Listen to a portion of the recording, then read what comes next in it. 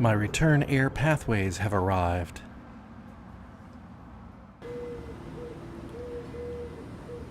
Well, I've got the door, I've got the door vents, and I've decided to do Michelle's door first, and there's a couple reasons for that.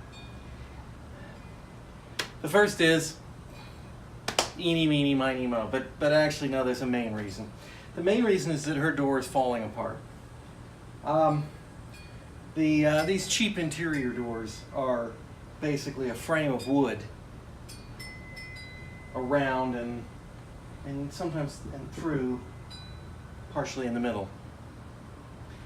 And then the surface is glued to them. You can see it, there's movement here. Hers has separated all along here and all along here. I think the door got kicked at some point. And I just hate working with doors so much that I didn't feel like buying a new one and trimming it down to fit, because they never fit perfectly in a house like this. And also it came loose on this side here. So her door's actually been held together with tape, or at least, duct tape here on the side, because it's a kid's room. But for putting this together, I wanted it to be a little solid. So I've tried hot glue, and I'm not 100% sure that hot glue is adequate to the task. But I've glued it in, I've clamped it down for a while, and I glued this side, I've clamped it down, and while it's clamping down, I've been cleaning the door, which has probably never been taken down and given a proper cleaning in all the years I've had this. And it's got all the various stuff that she's stuck to it over the years. It's had to come off, and it's left tape residue and whatnot. So I'm giving it a good scrub down. And I've tightened up all the screws, the hinge screws. I've got to do the doorknob. I see it's loose. And I'll give it a good scrub, and I'll flip it over, and then we'll see if we can't cut the bottom out here, and I'll show you at the time, and put the vent in. Now the vent has an overlap, if that makes sense. So it's like a U-channel. So when I cut the hole out and then I slide it over, it will in fact actually be holding this clamped down, partially. So I'm hoping between the hot glue, which seems to be holding, and the vent, that will be that'll be enough to make this door work. And if it doesn't, well, I may have to replace the door. And that's the other, I guess that's the other reason. If I screw this one up, installing the vent, this is the door that was most likely to have to get replaced anyway. So that's where we are. It's damn hot out here. I don't know how hot it is. Yeah, I don't know how hot it is. That's weird. 94 maybe? I'm not sure that's the current temperature. I think it's warmer than that. So I've got a fan on, and I've turned it off so I can do this. You can see I'm absolutely dripping sweat. So I'm gonna turn the fan back on, turn this camera off, get on with the work. Once I've got the door cleaned, I'm gonna pop the clamps now. Yeah, that's the big one. I only have 2 of the hand size, which I really should have. I should really have more of those. Anyway, let's get on with the door.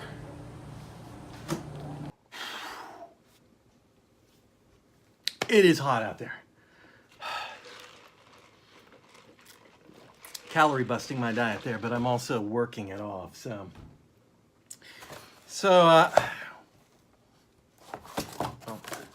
why is there something in this box? That is the product we're talking about, and well, that's the box of the product. This is the actual product. It's plastic vent.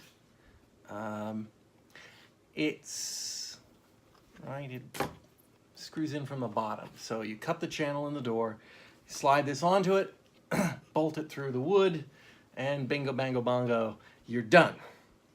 It came with precious few instructions. It didn't come with that many instructions. It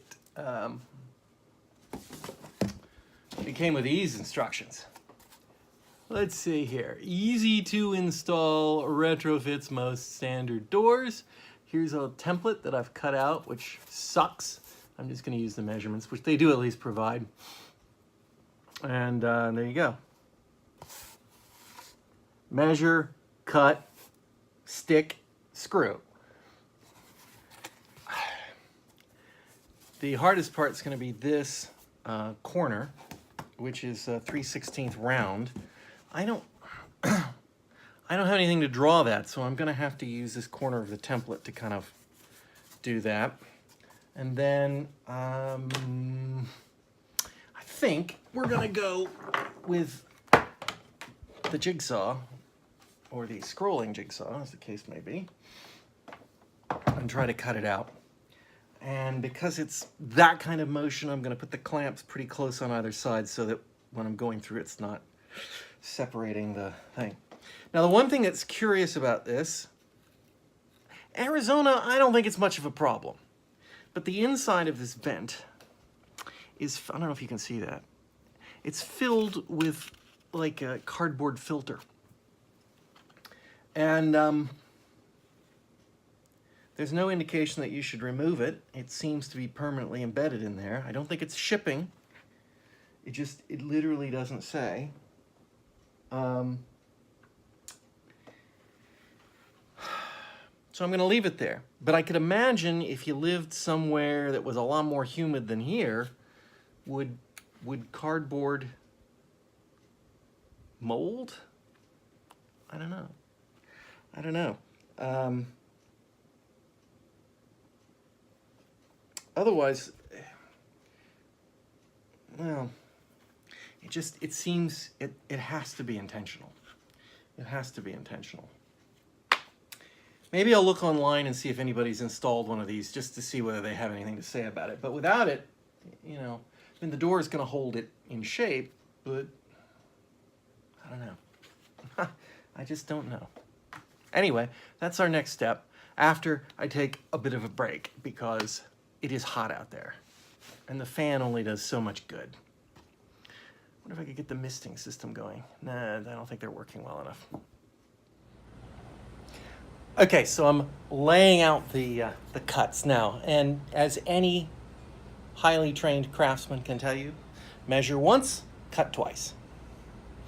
So since I'm not a highly trained craftsman, I'm going to flip that on its end, and I'm going to measure twice and only cut once. So what we've got, and I'm going to go out of frame here, is we have the instructions on the template that say center line 24.5 inches from one side to the other. We'll check that in a second. And this is 4.25 inches out. So for starters, using the triangle square, 4.25, and just slightly off from 4.25, but this part of the door has got a little bit of gap. So I actually measured this across from the sides using the big square. So I think we'll be fine there. We do have this template, which of course hacked itself up. And if we put the template in place, it does match my drawing pretty damn well. Like I said, it's supposed to be 24.5 across, and we can't really do this exactly the way I'd want to, but if we put that at 4 inches, we can't do it. Well, it is 24.5 inches across. I measured it. We can measure it from this side. 24.5. And again, even the middle should be 4.25. So we're good. I think this is ready to cut. Got a nice new blade, and I'm gonna go get my safety glasses And then I'm going to cut down the middle first to see how it goes. We'll see how the door handles this cutting. I may have to find a different way to do it, I don't know. But hopefully this will do the job.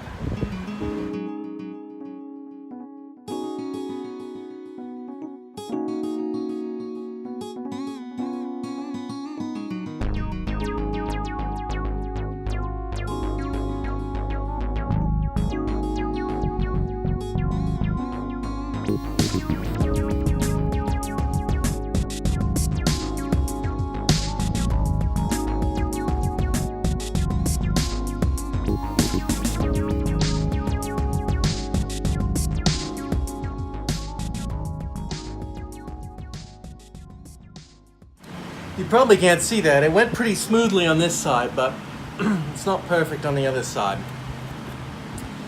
Particularly right here. This side clearly is jutting in some. So I may have to flip this, put the square on it, and make another pass at the cut from the other side. Plus, I didn't do too badly with the rounding, but, well, it's a little rough, particularly on the bottom side. So I'm going to try to test fit the piece, because if it goes and it covers the sins, then perfect. I don't care.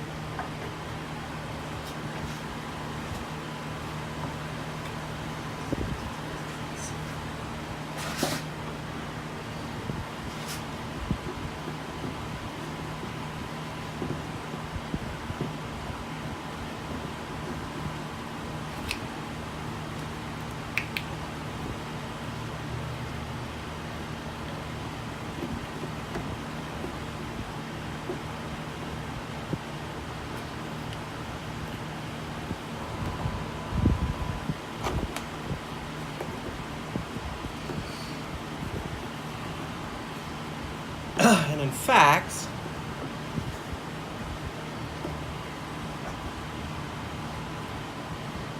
fits pretty well.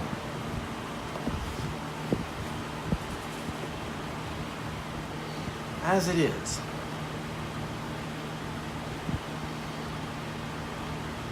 Now the only thing is that there's a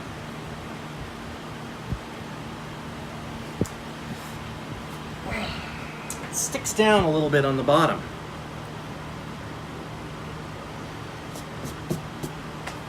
Alright, I'm gonna pull this off, and I'm gonna clean this up because it's gotten all filthy again.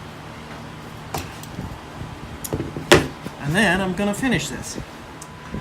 First, I'm gonna put in a small pilot hole, very small.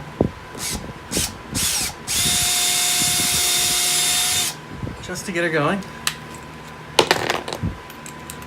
And then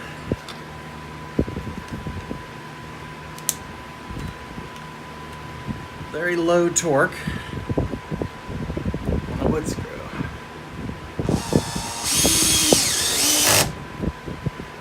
Perfect.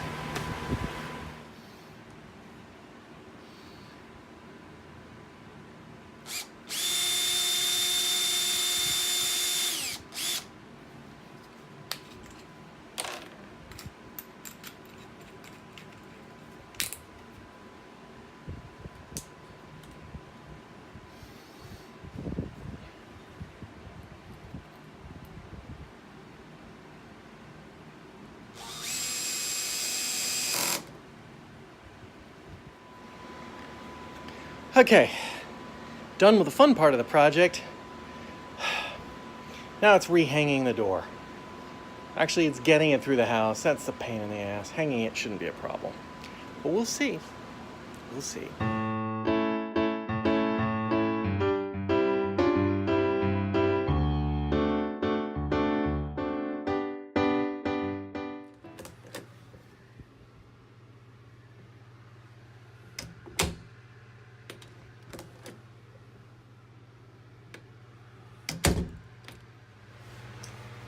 And there it is, in situ.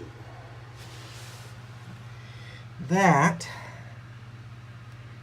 is where I tried to go back and do some cutting, and when I thought the other side was too far in, and I got the thing to go. But I'm not worried about that. A little paint would actually hide that. And the likelihood of me painting is 0 to none, but it's in place. And the air conditioning isn't running right now, but it was running a few minutes ago, and I came in and you can absolutely feel it just pouring out the bottom of that door. So it is doing its job. The air is going in and it's coming back out, or it's circulating.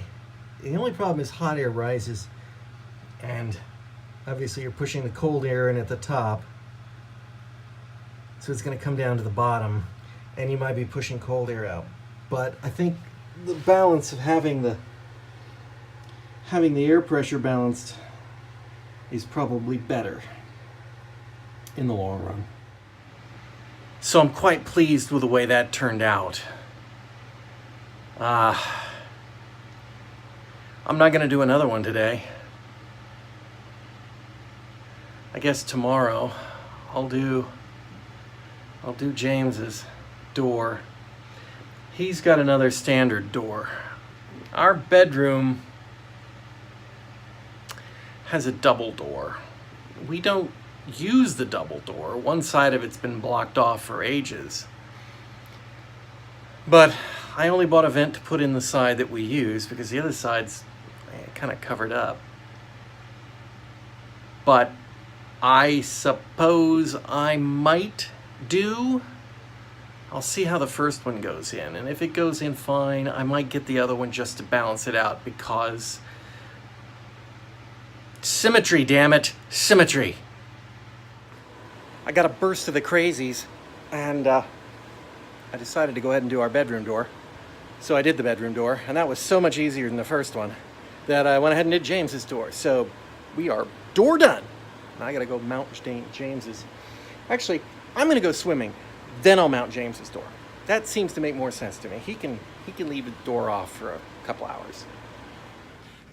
Yesterday, I did the first door and got it in, and I was quite happy with the result. And as the day wore on, I got antsy. I didn't want to wait. And so I took the door to our bedroom down, which was a lot cleaner, and so I didn't have to scrub it down, so it was a lot quicker. And I took it out, and I marked it up, cut the thing in, put it on there, fit even better. Was much better at doing the whole thing. Didn't take very long at all. Maybe 20 minutes tops. And put that door in, and it's like, wow, that was not so bad. So well, what the heck, I could probably get James's done. So I pulled his door down, and I took it out, and it was filthy. So I went through another scrub process on that, and I had a ton of stuff to remove from it, which, I get halfway through removing this stuff, and I realize, well, this is kind of sad, because sure, this looks like stupid junk he stuck to his door over the years, but it reflects who he was, what he thought as he was growing up from a little boy to the mopey, ropey teenager phase that he's in. And just, kind of put a bummer on it, but it was too late at that point. I'd already gone halfway through it, and it's like, well, time and tide melts the snowman, as they say. So I took his door out, cleaned the hell out of it, and cut another one in. His was not square. So the bottom of the door definitely had a slant to it. And I wasn't quite sure what to do with that. It was maybe 1/8 to at most 1/4 of an inch. So I took the thing and I said, well, how am I going to measure the 4 1/4 up, right?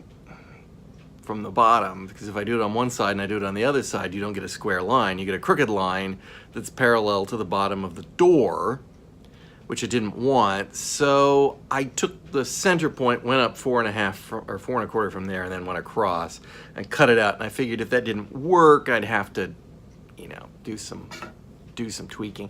But it turns out it worked just fine. So got that taken in, put his door in, and got it done. Now, the problem with that is, well, A, I'm done in one day, and I'd expected that project to go on for days. But the second problem is I never took the opportunity to conduct some empirical testing.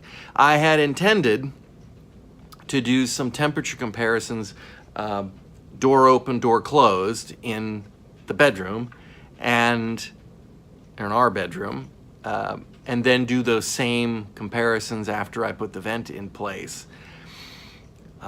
So now all I have is anecdotal data. And first anecdotal data is absolutely it works.